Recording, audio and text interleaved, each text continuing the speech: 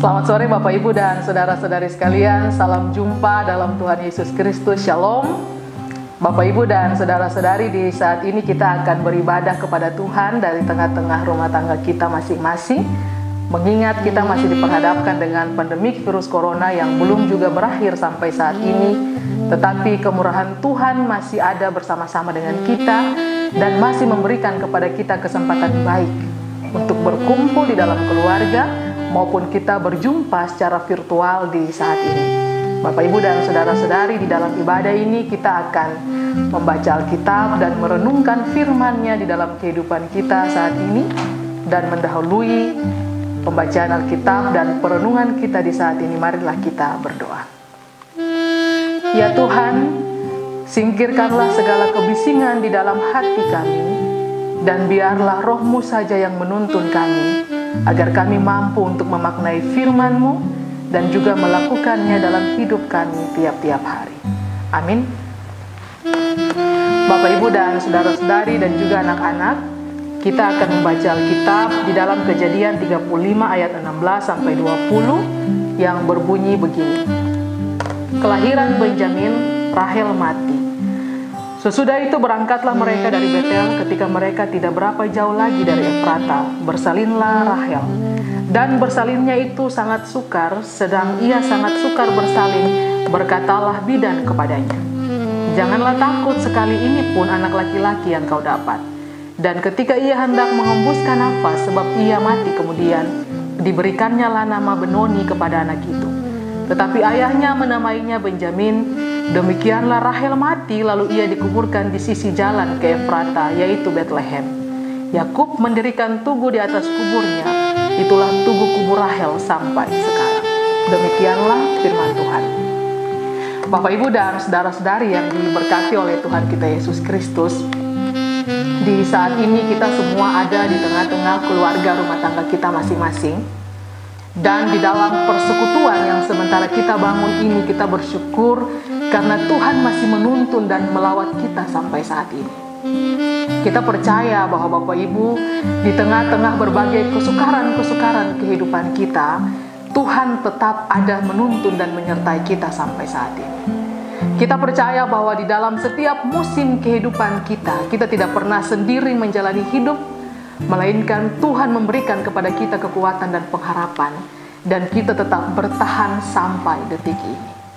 Dan bagian bacaan Alkitab kita di saat ini mau menegaskan beberapa hal penting bagi kita sebagai keluarga Kristen, yang mana kita membangun persekutuan keluarga ini di atas dasar kasih Kristus sebagai pengikat, yang mengikat, yang mengokohkan kehidupan keluarga rumah tangga kita. Hal pertama yang kita renungkan dari bagian bacaan ini adalah, Bapak Ibu dan saudara-saudari sekalian, kita percaya bahwa keluarga yang telah kita bangun sampai saat ini, keluarga yang telah kita bentuk sampai saat ini, adalah tempat di mana Allah melangsungkan karya selamat bagi kita. Allah melangsungkan karya selamatnya di tengah-tengah kehidupan keluarga rumah tangga kita masing-masing. Oleh sebab itu, di tengah-tengah kesukaran-kesukaran hidup yang kita jalani sampai saat ini, kita masih tetap hidup, kita masih tetap bernafas, kita masih tetap bergerak, bekerja, berkarya. Itu semua karena Allah senantiasa melangsungkan karya selamatnya dalam kehidupan kita.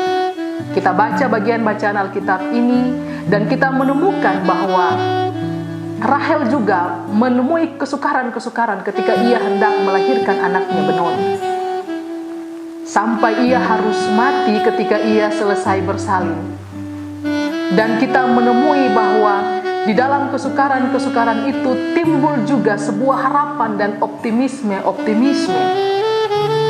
bahwa karya Allah itu, penyertaan Allah itu tidak berhenti ketika kita ada dalam kesukaran, melainkan karya Allah itu terus ia nyatakan di dalam setiap kehidupan kita.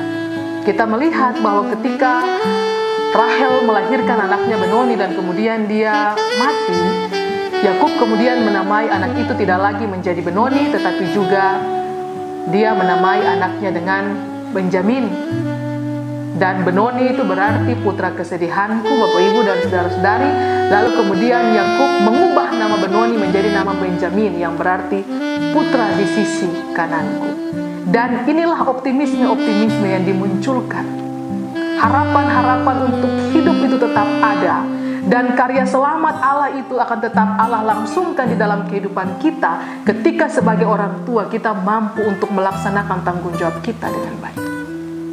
Bagian bacaan ini juga menegaskan hal yang penting kemudian tentang tanggung jawab kita sebagai orang tua di tengah-tengah keluarga rumah tangga kita. Allah melangsungkan karya selamatnya, tapi sejalan dengan itu juga kita harus menyadari tanggung jawab kita sebagai orang tua.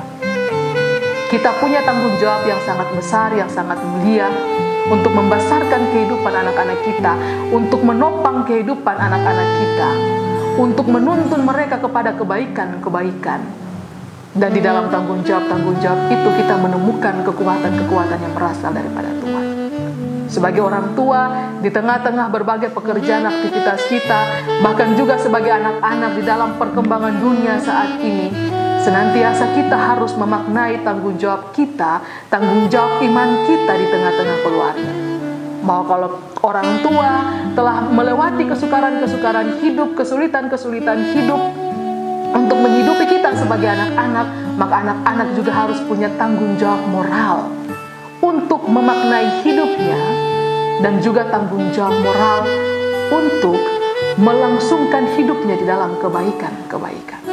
Karena Bapak, Ibu, dan saudara-saudari sekalian, kita semua menyadari dan bahkan kita mengalami bahwa keluarga-keluarga kita berbeda-beda. Ada yang kita menghidupi kehidupan anak-anak kita di tengah-tengah kesulitan-kesulitan hidup, kesukaran-kesukaran hidup, pergumulan-pergumulan hidup yang tidak sedikit. Tetapi bagian bacaan ini kemudian menegaskan hal penting itu kepada kita, bahwa keluarga adalah tempat di mana Allah melakukan karya selamatnya. Oleh sebab itu, di dalam kesukaran-kesukaran dan kesulitan hidup itu, kita masih tetap melihat harapan-harapan yang berasal daripada Tuhan. Biarlah kita senantiasa dimampukan untuk memaknai tanggung jawab kita, entah itu sebagai orang tua maupun juga sebagai anak-anak, di dalam kehidupan keluarga kita, di dalam kehidupan jemaat, bahkan juga di tengah-tengah lingkungan tempat di mana kita tinggal. Tuhan Yesus menyertai kita semua. Amin.